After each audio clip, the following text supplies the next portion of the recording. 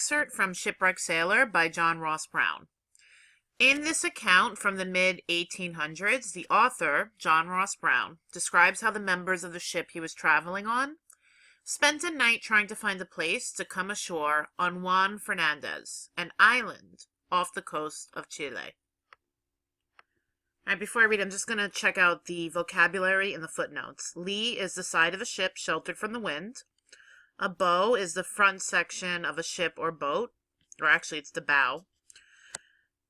Descried is discovered by careful observation or investigation, and to hove is the past tense and past participle of heave, which is a verb that means to raise or lift with great force or effort.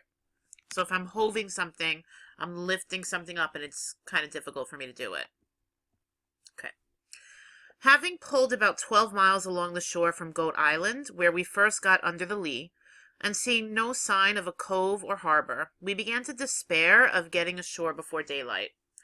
In this extremity, Abraham, a ship neighbor of mine, succeeded in lighting the lantern again, which he held out in his hand from the bow, hoping thereby to cast a light upon the rocks, that we might grope out our way and reach some place of safety. But it only seemed to make the darkness thicker than it was before. We therefore concluded it was best to pull on till we rounded a point some few miles ahead, where we thought there might be a cove. So we put out the light and got Paxton to go in the bow as a lookout, he being the most keen-sighted, from the habit of looking from the masthead for whales. On turning the point, we were startled by a loud cry of "Light, ho!" Everybody turned to see where it appeared. It was close down by the water, about 3 miles distant, within a spacious cove that opened upon us as we turned the point. Paxton's quick eye had descried it the moment we hove round the rock. Greatly rejoiced by this discovery, we pulled ahead with a good will and rapidly bore down toward the light. Chilled through with the sharp gusts from the mountains, wet with spray, and very hungry, we congratulated ourselves that there were still inhabitants on the island, and we could not but think they would give us something to eat, and furnish us with some place of shelter. Captain Brooks had told us that he had been here several times in a whaler, that sometimes people lived upon the island from the coast of Chile, and sometimes it was entirely deserted.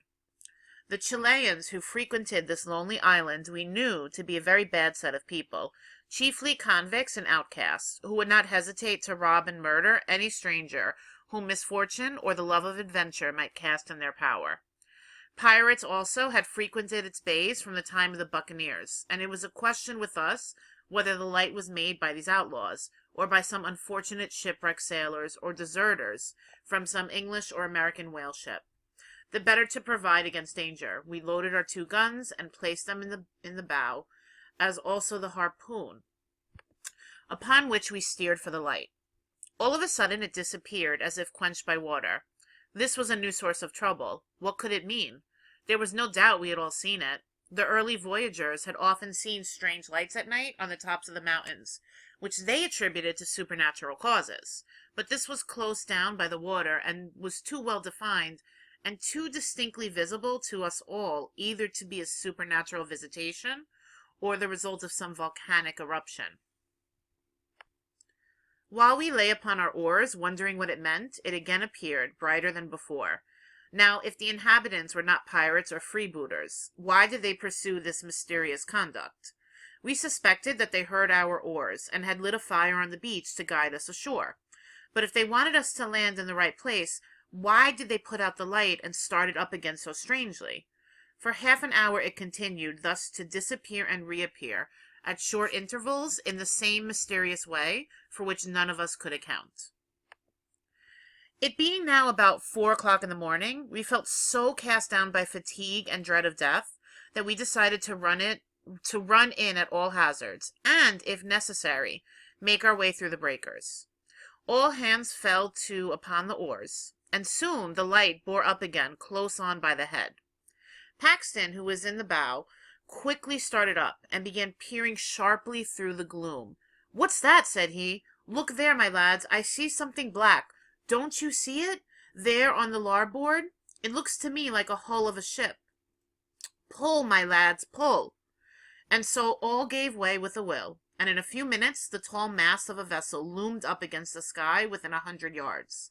I shall never forget the joy of the whole party at that sight. The light which we had seen came from a lamp that swung in the lower rigging, and though the ship might be a Chilean convict vessel or some other craft as little likely to give us a pleasant reception, yet we were too glad to think of that, and straightway pulled up under her stern and hailed her. For a moment there was a pause as our voices broke upon the stillness. Then there was a stir on deck, and a voice answered us in clear sailor-like English. "Boat ahoy! Where are you from?" "The ship Antilla," said we, "bound for California." "What ship is this?" "The Brooklyn of New York, bound for California." "Come on aboard." No longer able to suppress our joy, we gave vent to 3 hearty cheers. Cheers so loud and genuine that they swept over the waters of Juan Fernandez and went rolling up the valleys in 1,000 echoes. In less than 5 minutes we were all on deck, thankful for our providential deliverance from the horrors of that eventful night.